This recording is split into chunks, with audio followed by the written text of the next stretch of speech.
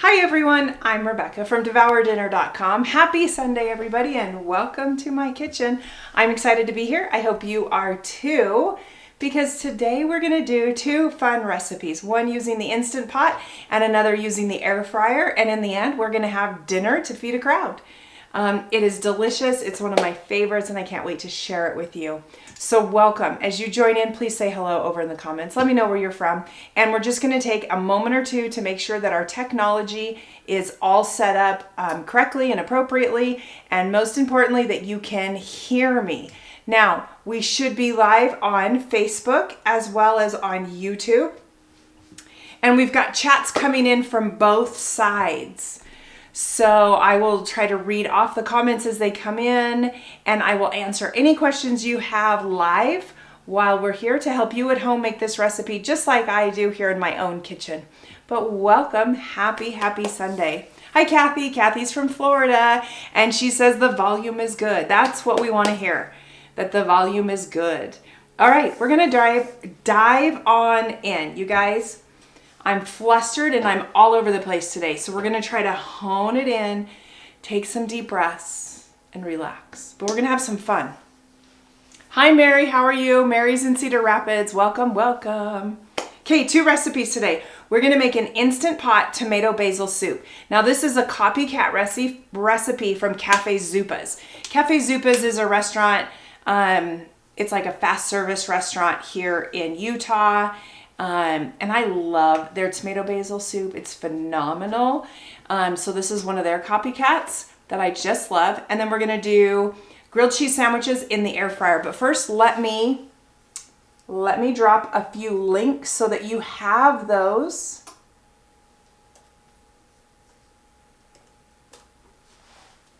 Doreen is over on YouTube. Hi, Doreen. How are you? She says the volume is great. Hi, Trelva. Welcome. Hi, Amy. Amy's from the Instant Pot 101 for Beginners group. So welcome, Amy. She's the admin over there. And typically, many members of her team also hop into. So a big hug to all of you ladies. You are all amazing. So thank you. Thank you. If you're hopping on over from the Instant Pot 101 for Beginners group, I'm Rebecca from DevourDinner.com, where I focus on easy to make recipes for busy families using common ingredients.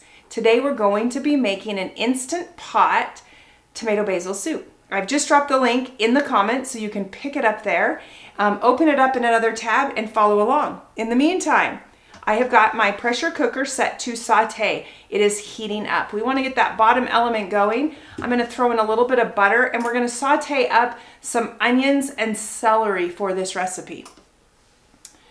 We're just wait. Oh, it just now says hot. So we're going to go ahead and do that. Let me get a couple of tablespoons of butter. There we go.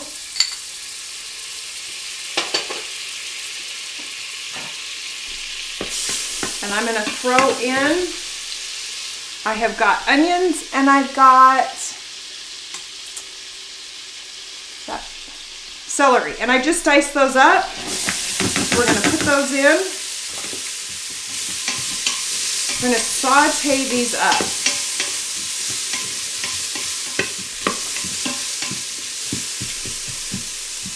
Now, as you can see, I have sliced this celery pretty thin. But, excuse me.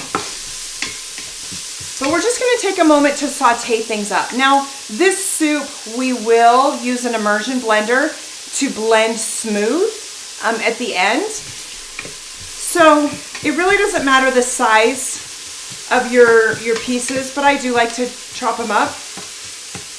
And what we're doing is just allowing our onions to sweat a little bit, release some of the liquid from inside before we throw everything else in.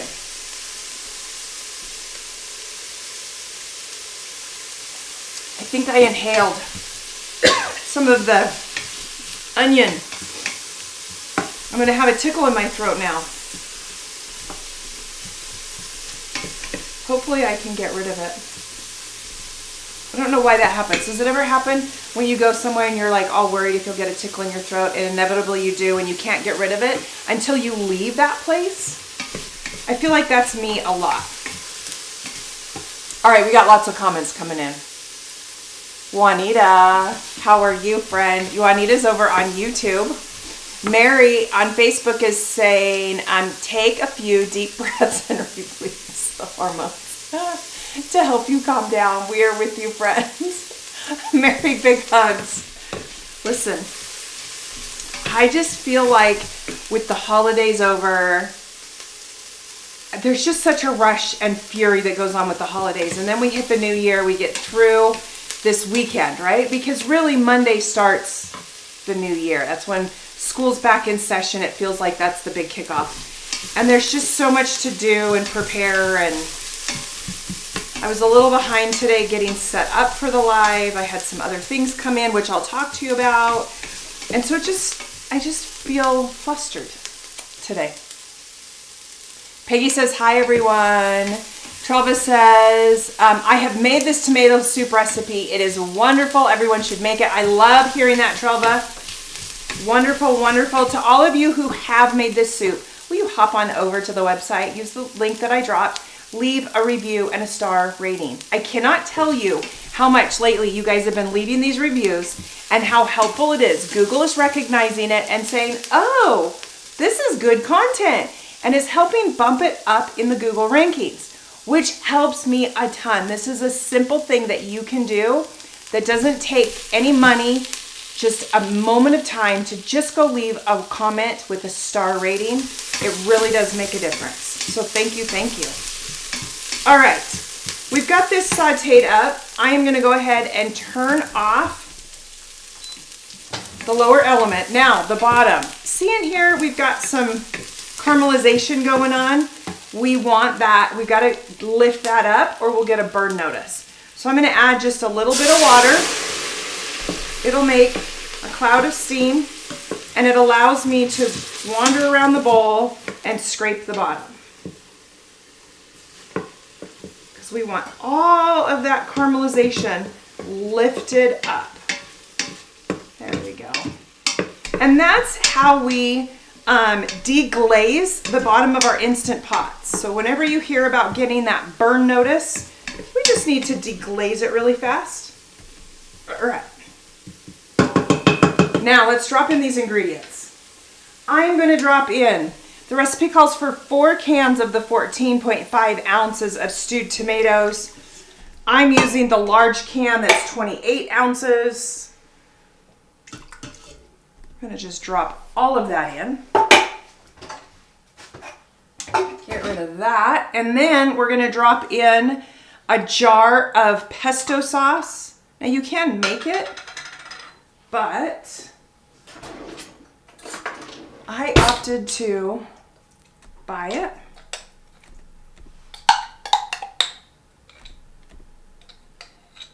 And I'm always worried if the pesto sauce is going to turn my soup green.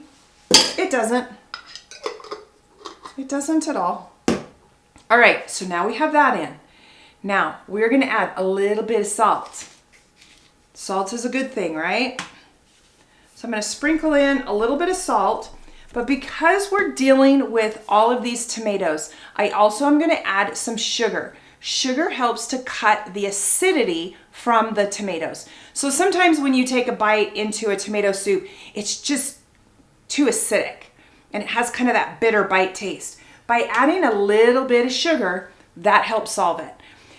Now, you can do, I think the recipe calls for 2 tablespoons, okay? What I like to do is I like to put some in and I like to wait until we're all done afterwards, and then I taste it to see if I need to add any extra sugar to that. We're also going to add just a little bit more water. Sometimes our cans of tomato don't have quite enough liquid to that, so we're going to add about 1/2 cup more of water. You notice that I am not stirring anything up. We are letting those thin juices get to the bottom because we want those thin juices to come to a boil. All right, then make sure that your lid and your ring are put in correctly. We're going to put the lid on, close the lid, close the pressure valve, and we're going to set it. Let's go back to forward facing. And we're going to do pressure cook for 5 minutes. Okay, so use your plus and minus keys, adjust to 5 minutes. In a moment, we're gonna hear a beep. That beep right there, that beep tells us that the pressure cooker has accepted your readings that you have just put in, and now it's going to start the cooking process. So if you're new to cooking with an electric pressure cooker, what's happening now is that bottom element is going to start heating up. As it heats up, it's going to heat up all the ingredients inside. Now, right now, we've got a lot of ingredients inside, don't we? We've got 28 ounces of stewed tomatoes. We've got a half of a cup of water. We've got the onions. We've got the celery. It's going to take a moment to bring that to a boil. But as it comes to a boil, it will create steam. Steam will create pressure, and pressure will seal off the back of the pressure valve. As the back of the pressure valve is sealed off, the little pin in back is going to pop up, and then it'll be all sealed off. Then it takes just a moment, and our front panel, which says on, will change to what we've set it to. So in this case, 5 minutes. The 5 minutes will then count down in cycle. 5, 4, 3, 2, 1. When it hits 0, it will then beep at us again, letting us know that the cooking process has completed. At that point, it is now in what's called a natural pressure release state. We're going to allow the soup 5 minutes to natural pressure release. One reason why we do this. Remember how much ingredients we have in here? There's a lot. And if we open the pressure valve with all of those ingredients right up here towards the top, with all that pressure, it's going to shoot hot soup out at us. We don't want that. It's a mess. By allowing that pressure to naturally release just a little bit before we open the pressure valve, it helps not spit out the food inside.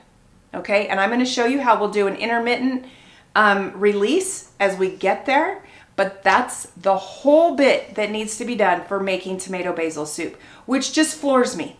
It is so simple, so fast, so easy. I love this recipe. Let me drop the link one more time so you guys have it right in the comments. Now those comments will post both in YouTube and on Facebook, so you'll have them in both places. However, you will not be able to see the comments that happen on Facebook if you're on YouTube, and if you're on YouTube, you'll only see the YouTube comments. It goes both ways, okay?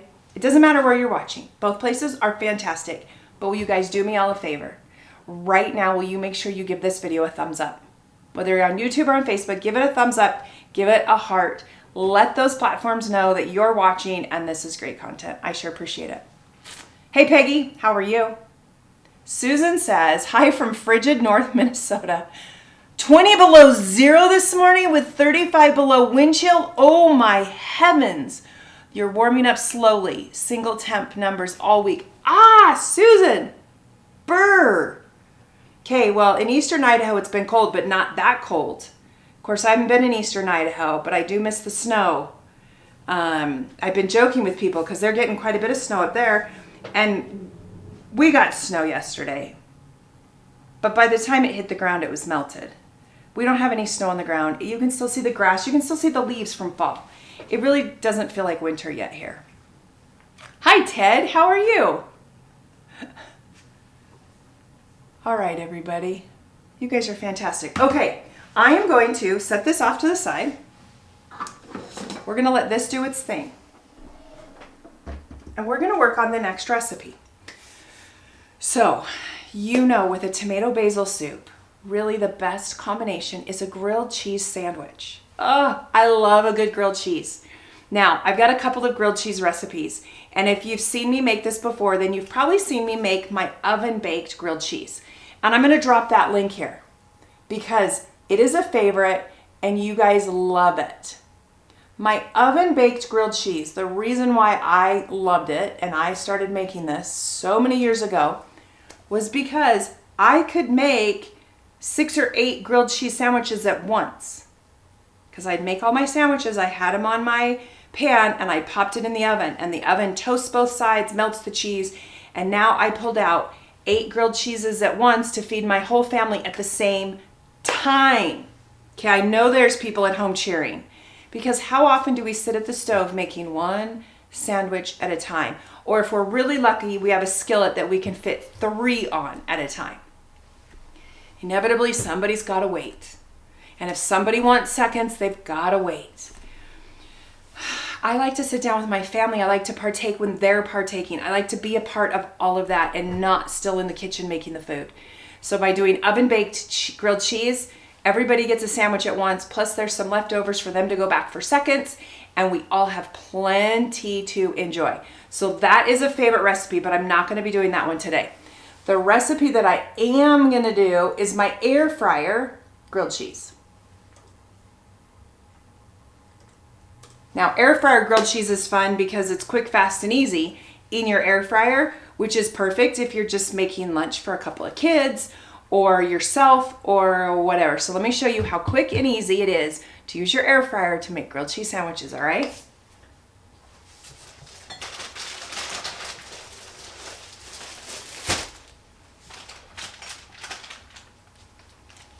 All right, I've got cheese, I've got provolone, I've got Colby Jack, and I've got Swiss. So in the comments, tell me what cheeses I should use for this first sandwich. I've also got some ham. Sometimes ham and cheese is delicious. And then I have bought the sourdough rounds. You guys have these? I quite enjoy these little rounds because they're just the right little size. They're cute.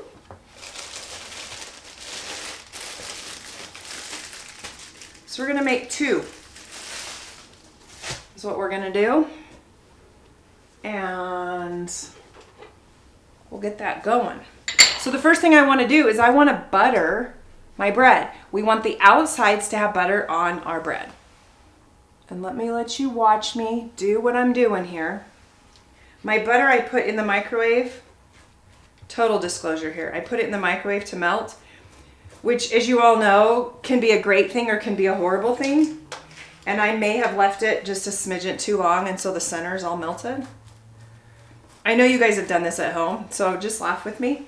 But in my little townhome, this downstairs is too cold, and the butter, if you leave it on the counter, never softens up. Like, it never softens up. So I knew I would not have butter that I could spread if I didn't put it in the microwave.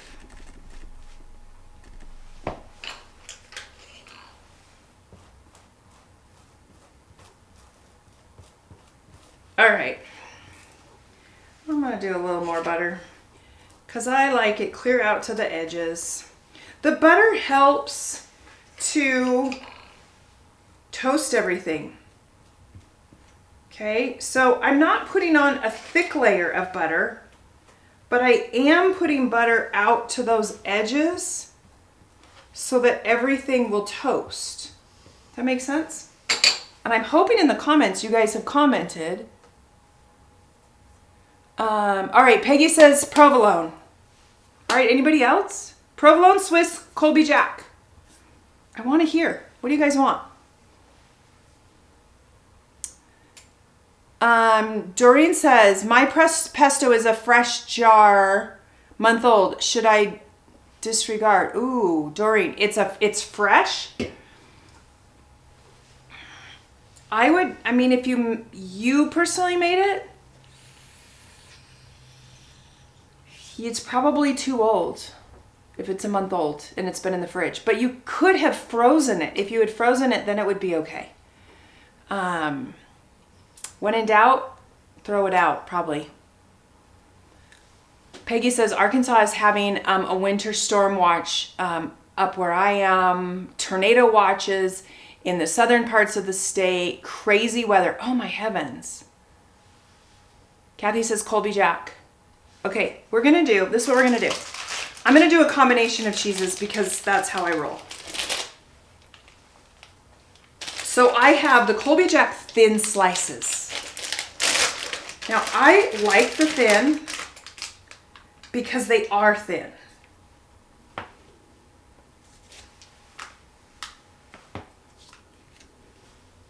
But then it allows me to stack the cheeses. Because I'm going to put some provolone in the middle. And then we're gonna put the lid on top. So I've done Colby Jack, provolone, Colby Jack, and I've sandwiched it together, and that is my sandwich right there. The other one, I think what I'm gonna do is we're gonna do a provolone and Swiss with some ham.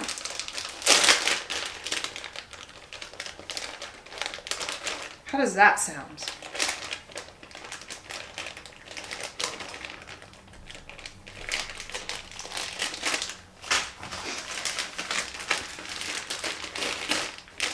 And we're gonna put a piece of ham in the middle.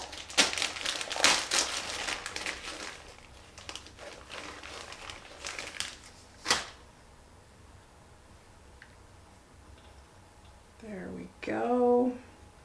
Actually, we're gonna do 2 pieces of ham.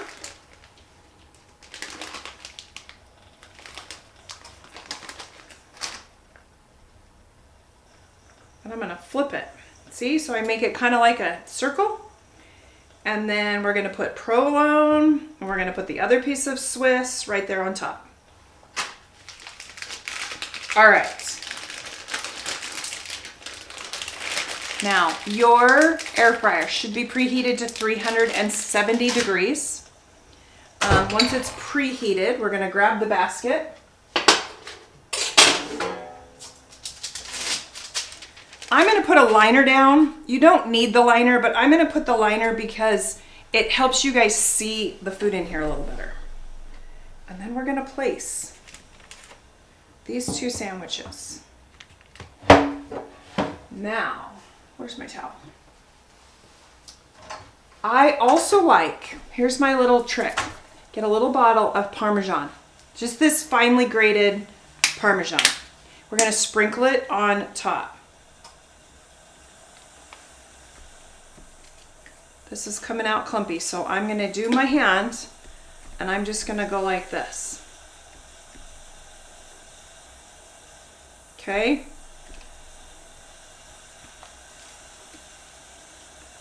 It adds a nice, fine little crispiness to the outside. And we're gonna throw it back in the air fryer at 370 degrees for 3 to 4 minutes, and then we're gonna flip it over.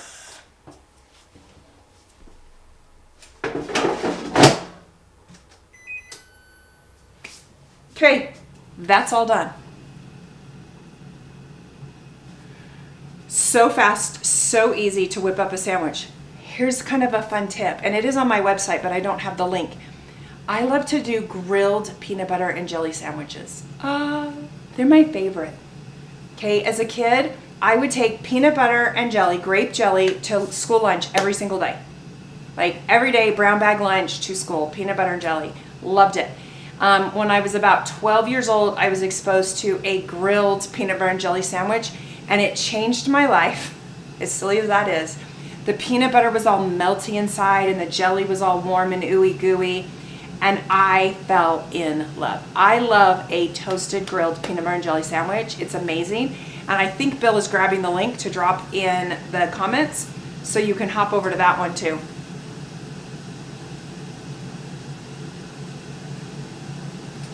Peggy, oh my, Peggy says Aldi has a cranberry cheddar cheese that makes amazing grilled cheese. What? That would be so good. Man, that would be good. That'd be good with some ham. I'm gonna be dreaming about that one, Peggy, because that sounds amazing. Amazing.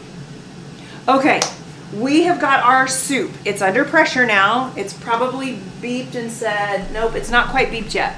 So it's come to pressure, and it usually takes a moment, and then this will change from reading on to 5, and then it'll count down in numbers. We've got our grilled cheese back here going. We're gonna get that cooking up. We have a few moments to chat, so let's chat. Shall we? Oh, Bill just dropped the link for the peanut butter and jelly. Fantastic. Did everybody have a good Christmas, a good New Year's? I have to tell you some crazy things that I did. You ready? So, on, what day was Friday? Not this Friday, a week ago Friday. I slipped and fell. It was not good. Sprained my foot really bad.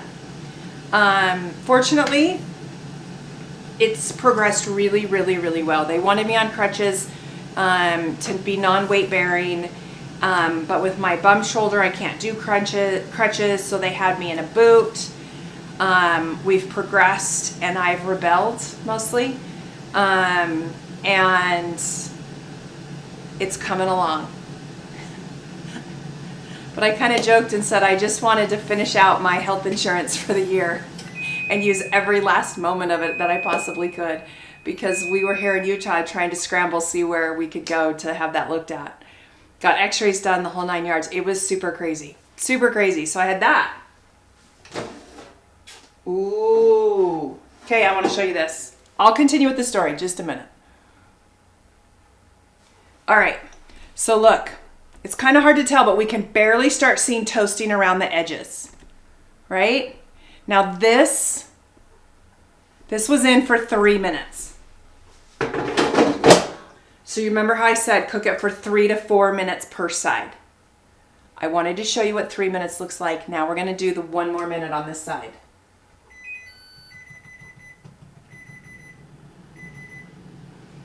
So we can get it just a little more toasty. It's better if you do the whole 4 minutes than pause it, because the temperature drops.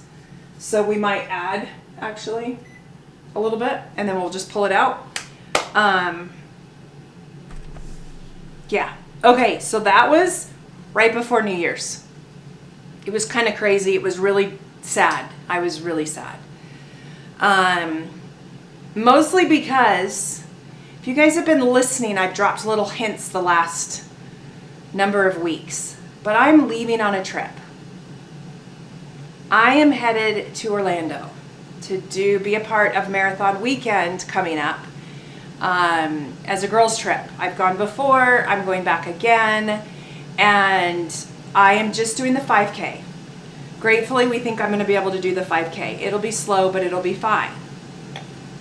But my friend is doing what's called the Dopey Challenge, which is the 5K one day, the 10K the next day, the half marathon the following day, and the full marathon the 4th day.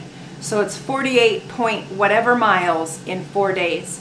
And I'm going to cheer her on in her efforts to run the Dopey Challenge. And I'm so, so proud of her, because it's not easy.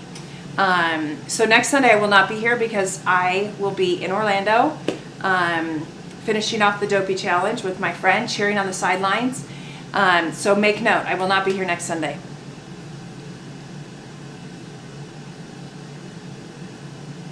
That's number 1. Amy says, I'm making the soup right along with you. Hey, Amy, I love that. You know what? I love when you guys make these recipes with me.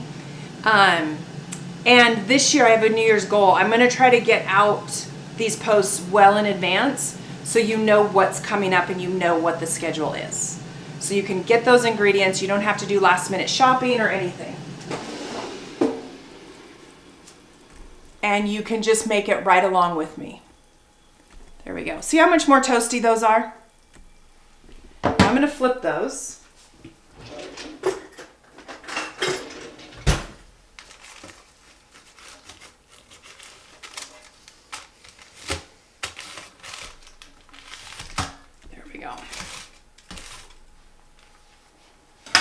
And we're going to pop them right back in.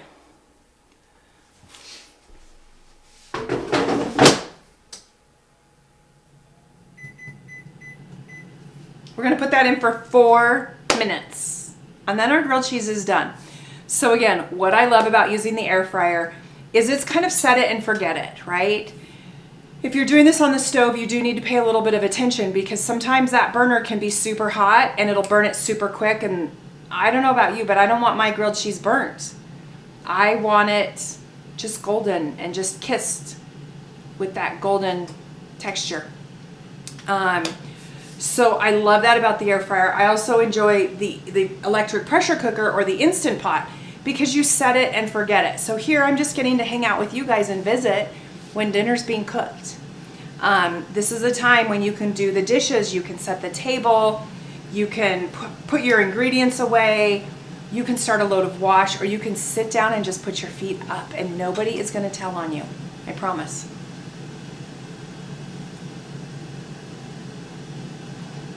You guys are so fun. All right, I'm just gonna jump back in here. If you have not given this video a thumbs up, please do. Whether you're watching on YouTube or on Facebook, please give it a thumbs up, or give it a heart. Right? We need both of those. And we're gonna give another shout out to Amy from the Instant Pot 101 for Beginners group. Amy is the admin over there, and if you have hopped on over from the Instant Pot 101 for Beginners, welcome. I'm Rebecca from DevourDinner.com, where I like to focus on easy to make recipes for busy families using common ingredients. I do try to go live every Sunday that I am in town, demoing a different recipe.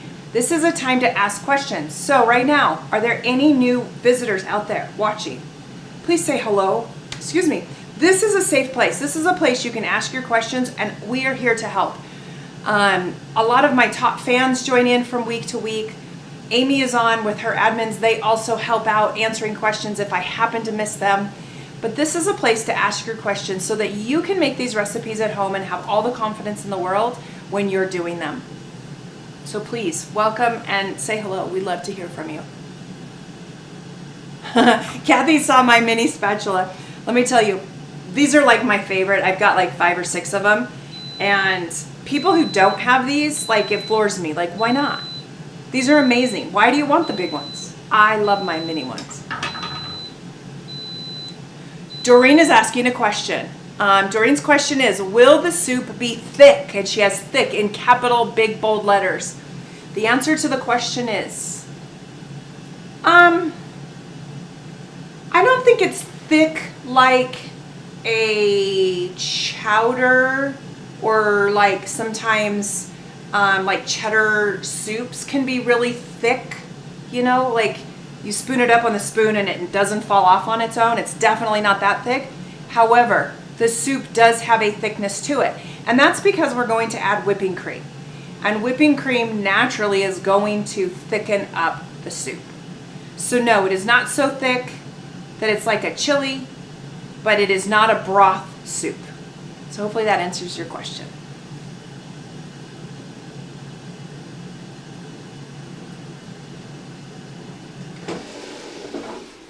Okay, look at these sandwiches. Now I pulled them out 30 seconds early. They're a little more toasted in person. Like this one here is really toasted.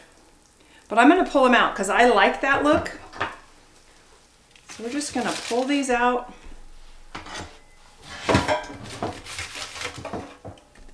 These are cute. Look at how cute those are.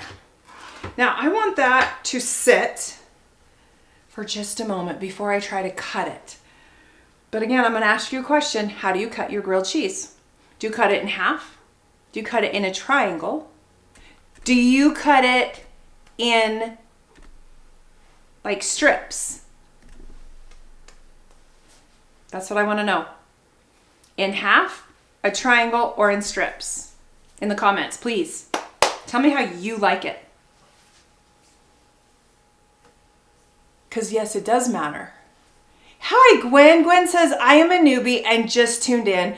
Sorry for a silly question. Is the air fryer an attachment for the Instant Pot? Gwen, first of all, welcome. We love having you here. Second of all, no question is silly.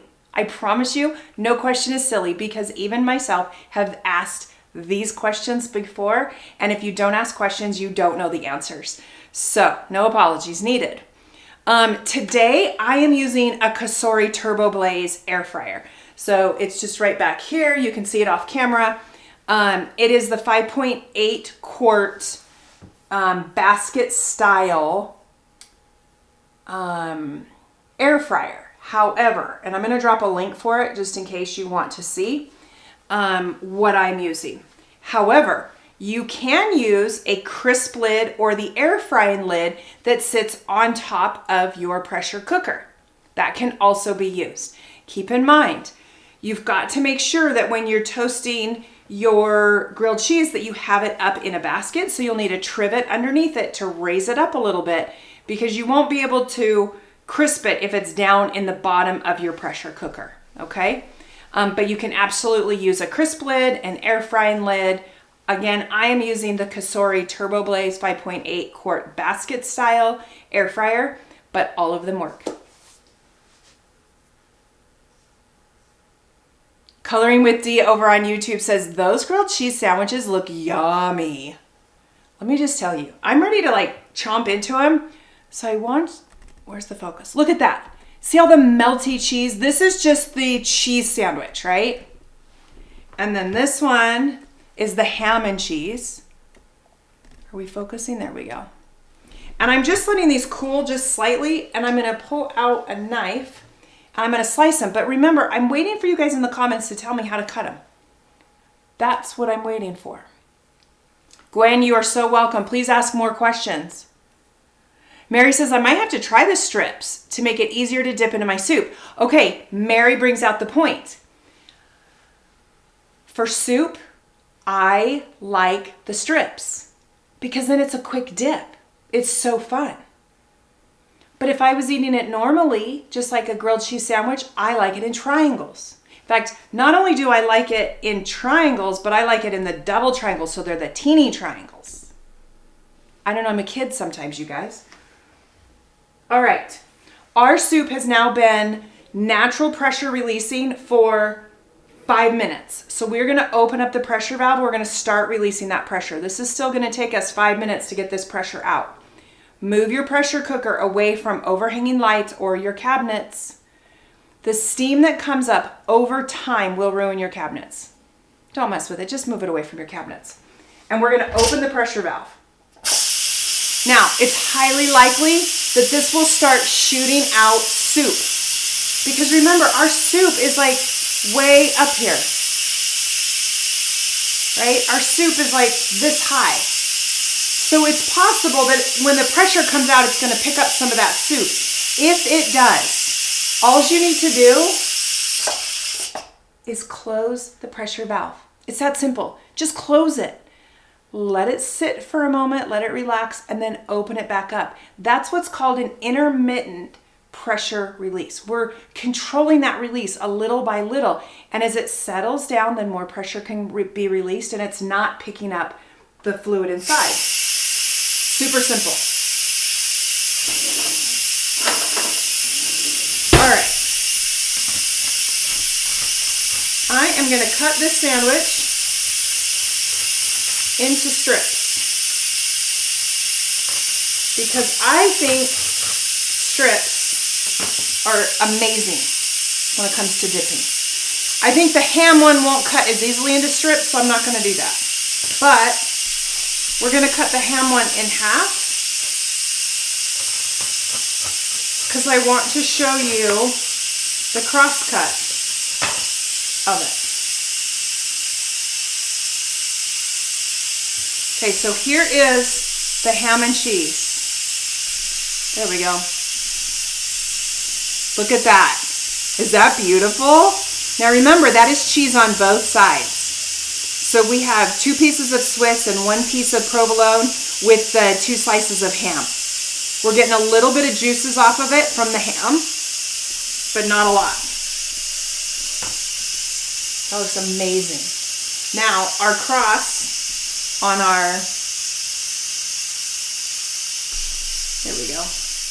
Look at that. Doesn't that look beautiful? The bread does make a difference, I'm going to be honest. So remember, I've used the sourdough rounds for this, which is kind of a heavier, dense bread.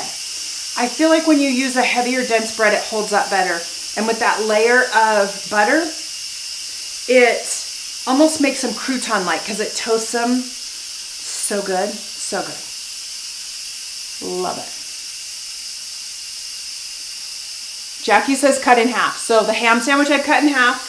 The other one's in strips. Lori says triangular cut to dip into the tomato soup. I usually eat with grilled cheese. I love it. Lots of triangles, loves the toasted on it. Okay, Doreen, great question. Doreen's question over on Facebook is, could you use half and half in the soup instead of whipping cream? Absolutely. Absolutely. In fact, the whipping cream adds that texture, right? That fullness, that thickness. But you could swap it out for half and half to reduce those calories, reduce the fat. You could go so far as to put in a whole milk. You could go so far as to use an evaporated milk. Okay, see what I did there? We went from full-fledged heavy whipping cream down to evaporated milk. You can do any of those. Now, it does change the thickness of the soup, but you're still gonna get that beautiful flavor and taste all the way through.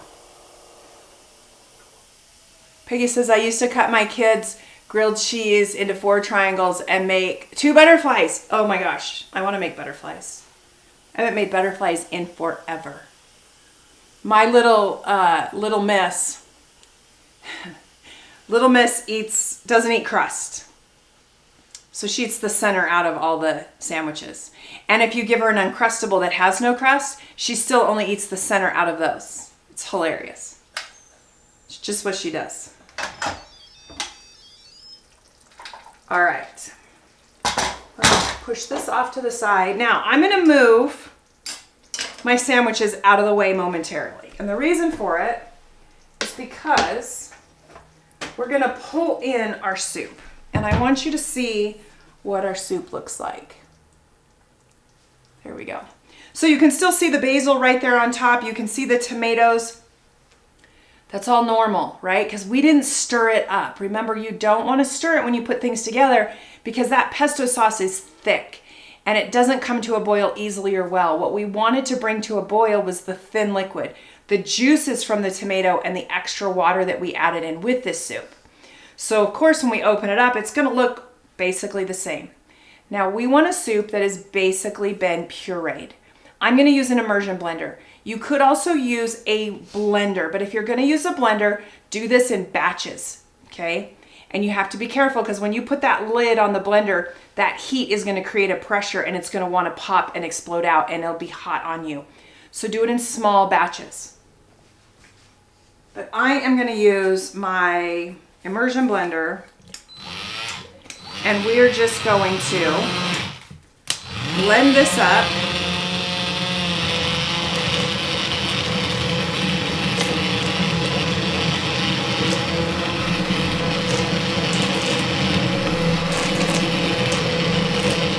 You notice the color is coming back red.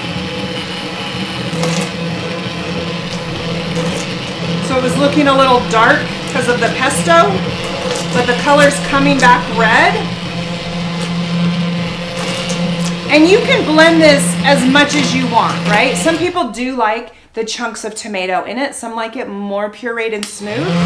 It doesn't matter.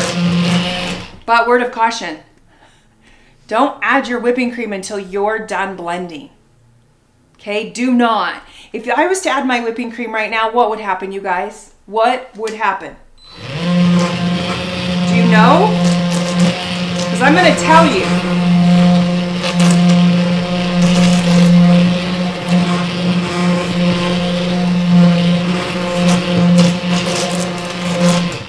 If I was to blend in the whipping cream this long, that whipping cream would thicken up, just as whipping cream does. And we don't want that, right? We're just adding the whipping cream for that extra texture, but I don't want it whipped. Make sense? So at this point, I think I've gotten out all the big chunks. Looks like it. We're gonna add a cup to a cup and a half of, let me get my water cup here so we can measure this out. There's a cup. I'm gonna add just a little bit more. I probably did a cup and a third, honestly, today. It varies. It varies on what I have left of whipping cream. It varies on lots of things. Now, I'm turning my speed down lower and I'm just gonna blend this in, okay? You'll notice the color is gonna turn a little bit brighter, and all I'm doing is just working it through, and that's it. We're done. Oh, it's all steamy. I can't get it off. There we go.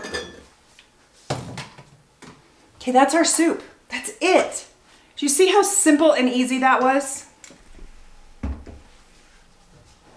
We're gonna clean off my board here, and we're gonna prep this for you guys. Here we go. I like to make sure you guys can see what we've got going on, which sometimes isn't always easy.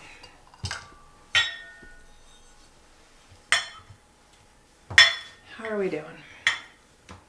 All right. You guys, I'm using a poor man's ladle. I don't know where my ladle is. I don't know if it made it to the townhome here or not. And we're gonna get our sandwich and we're gonna dip. That soup is hot. So I'm just gonna take a little piece of our grilled cheese and dip it in first to let it cool off before I get a spoon.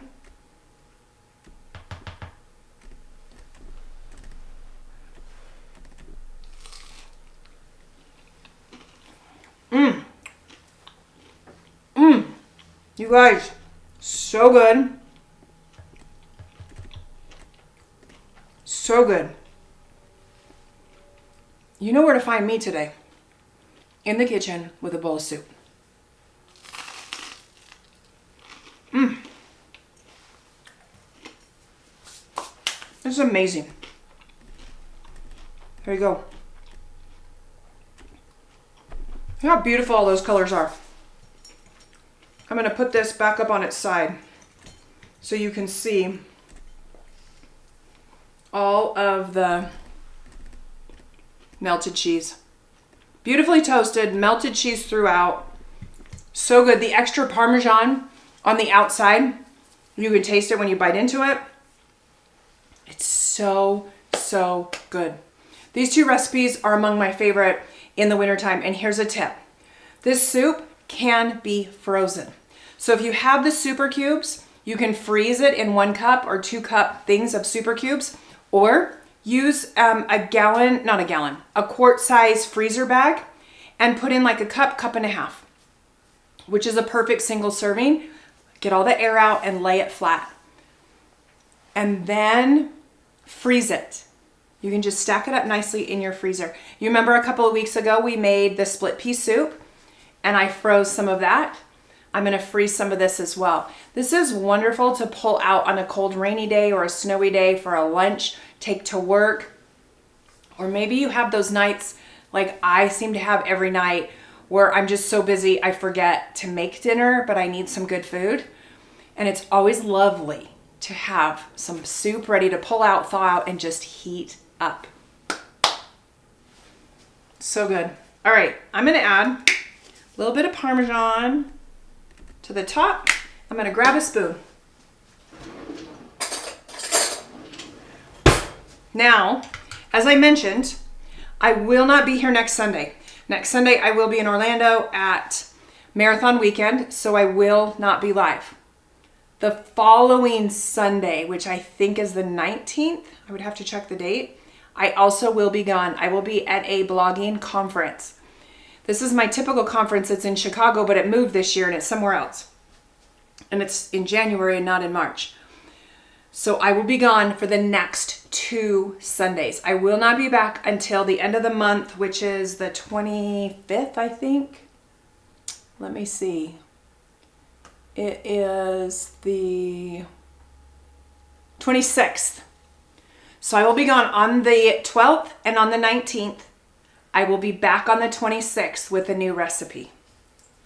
All right? Mark your calendars, put it in your phone as a reminder so that you know that when I'll be back. I know it always throws you. We've had just a lot of craziness going the last few months with all of my travels and trying to move and get settled and everything. We're wishing for a 2025 to be a little more calm. All right, everybody, I sure appreciate you. Big hugs. Big hugs to Amy at the Instapot 101 for Beginners group. Thank you for being a part of my community. I am so very blessed and humbled by each one of you. The time that you spend using my recipes, sharing my recipes, enjoying my recipes, and being a part of this lovely community. I just adore you. So Happy New Year. Let's have a fun, crazy, successful year in creating wonderful recipes for ourselves, our friends, and our families. All right, everyone. Bye now. That's so good. So good.